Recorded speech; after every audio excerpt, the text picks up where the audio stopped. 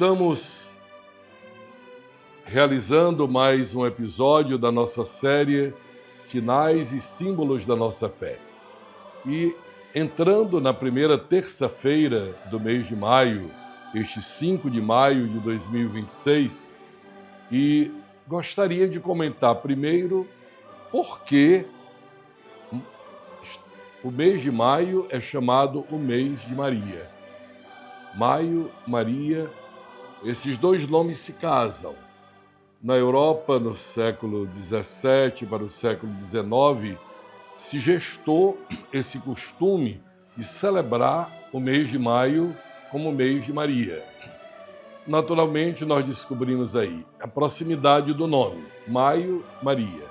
Depois, no hemisfério norte, no caso na Europa, onde nasceu o costume de celebrar o mês de Maria no mês de maio, lá é primavera, o tempo em que a natureza está bela, o tempo é bonito, cessou o inverno, passou a neve, as plantas recuperam seu vigor, as flores como que explodem num jardim.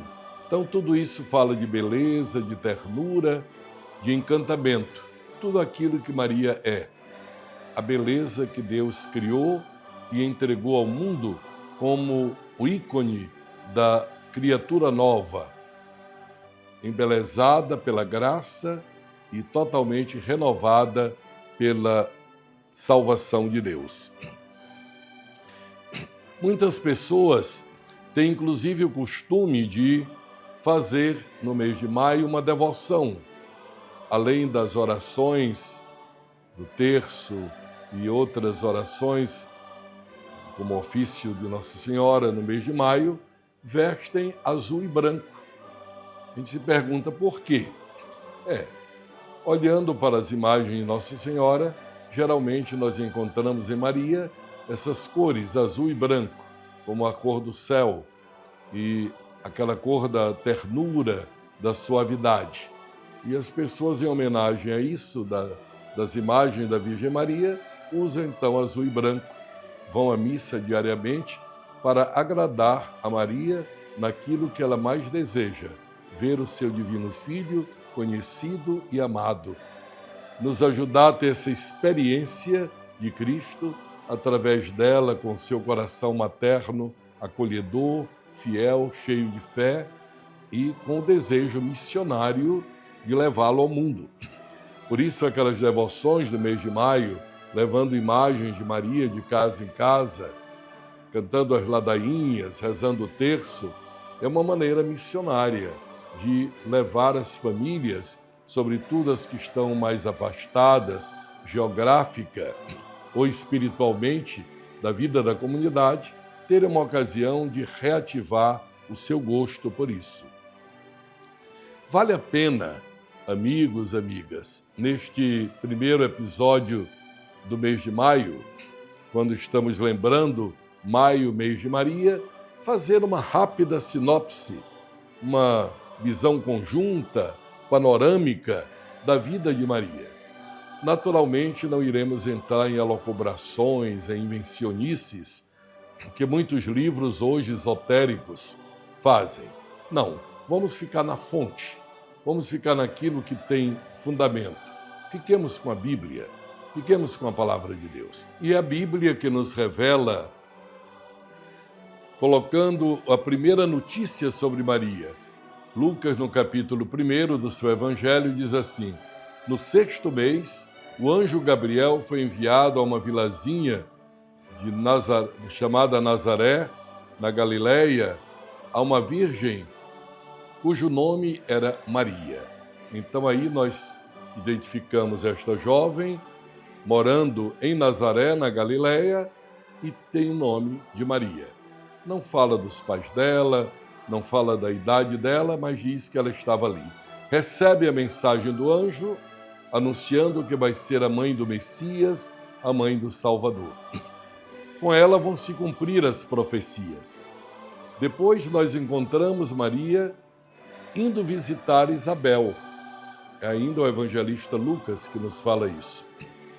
Quando ela sabe que Isabel está grávida porque quando Maria argumenta como ela vai ser mãe se ela não conhece homem algum, então o anjo diz para ela: olhe, para Deus nada é impossível. E tanto que Isabel, tua parenta, já está no 6º mês de gravidez, ela que era chamada estéril. Então Maria se põe a caminho, vai de Nazaré até as montanhas na Judéia chamada Aincarim, onde morava Isabel, com Zacarias. E ali então as duas se encontram, glorificam a Deus, uma porque é a mãe do Messias, Isabel diz a mãe do meu Senhor, Maria saúda Isabel e canta o Magnificat, o cântico de Maria cantado naquele momento. Tem o nome de Magnificat, nós vamos em algum momento explicar isso. Então, é o momento da visitação. Maria visita Isabel, fica com ela cerca de 3 meses. Isabel já estava com 6 meses de gravidez, Maria fica 3 meses. Com isso, o evangelista está dizendo também, além do serviço fraterno de Maria, está dizendo que Maria é a nova Arca da Aliança. A Arca da Aliança ficou 3 meses em poder dos filisteus e depois voltou. A Arca da Aliança continha as tábuas da lei. Maria agora é a nova Arca da Aliança, como nós invocamos na ladainha, Foederis Arca, em latim, nova Arca da Aliança. É a nova Arca da Aliança porque ela agora não leva mais as tábuas da lei. Ela é a própria Arca que leva Cristo, que é a lei encarnada, a lei feita carne, a própria lei divina, isto é, a vontade de Deus para o seu povo. Maria volta para Nazaré.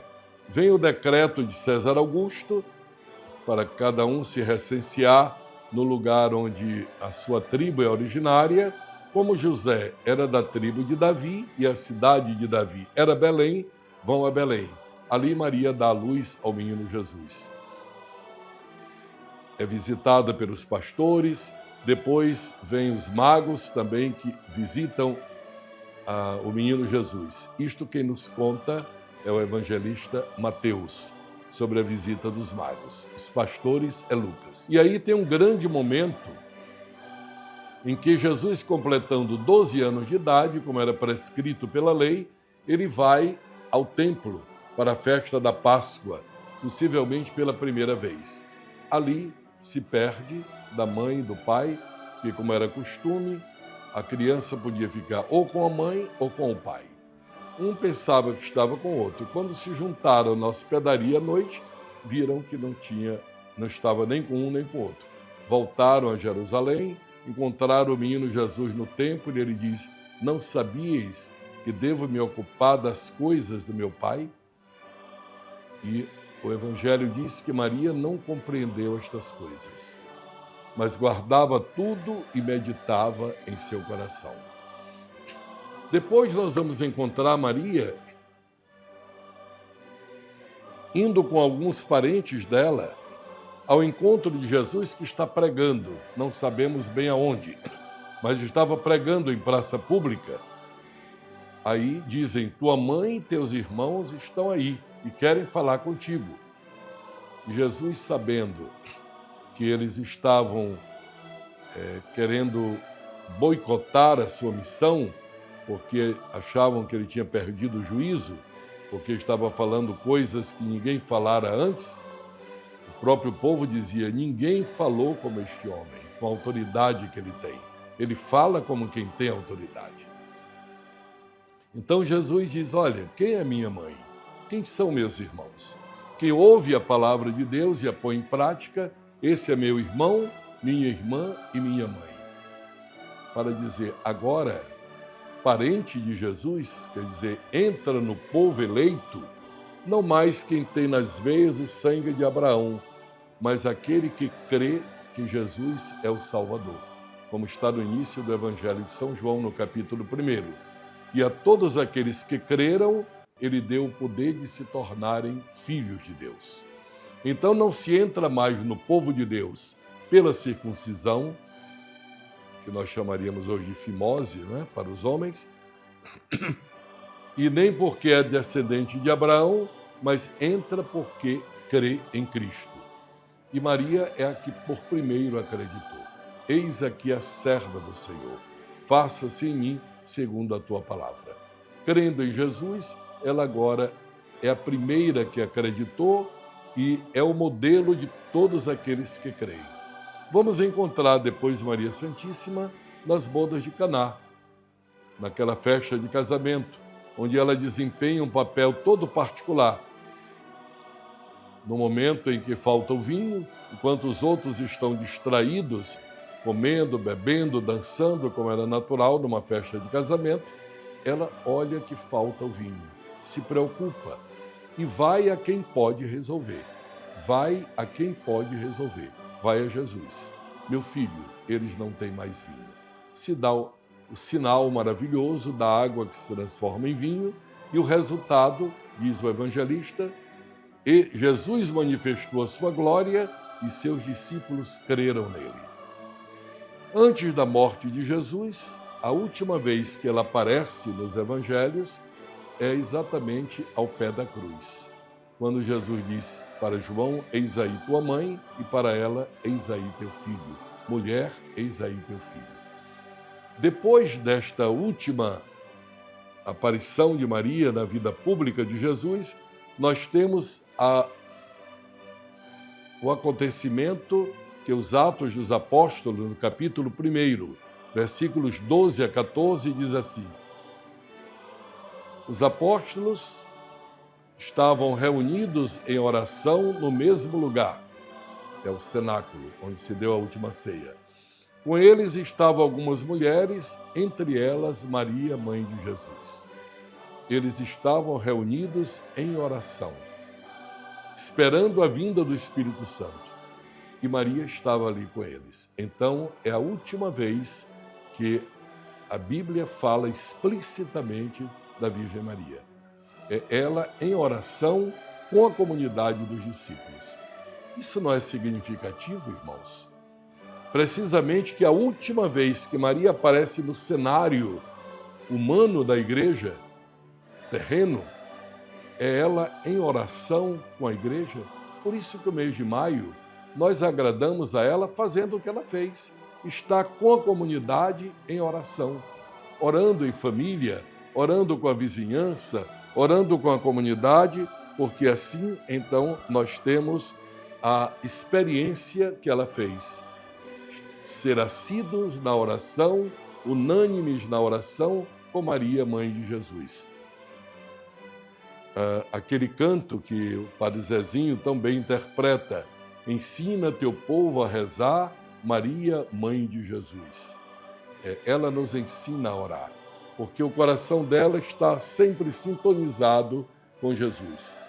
E Santa Teresinha do Menino Jesus teve então uma frase muito significativa a respeito disso, da maternidade de Maria em relação à pessoa do cristão e da igreja.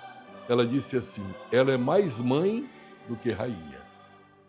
Mais mãe do que rainha. E diz uma frase inesquecível.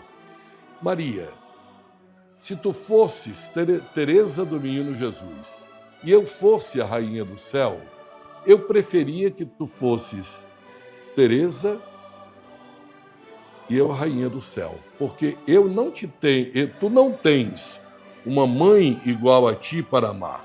Eu te tenho como mãe para amar. Então, eis que uma filha amada da Virgem Maria diz, Maria não tem uma mãe igual a ela, e nós a temos, única, dada por Jesus. Veneremo-la neste período do mês de maio de uma maneira especial. Cantemos os louvores, porque ela mesma disse, inspirada pelo Espírito Santo, todas as gerações de oravante me chamarão bem-aventurada. Fique conosco no próximo episódio, que continuaremos a falar da presença de Maria na vida e nas devoções da Igreja.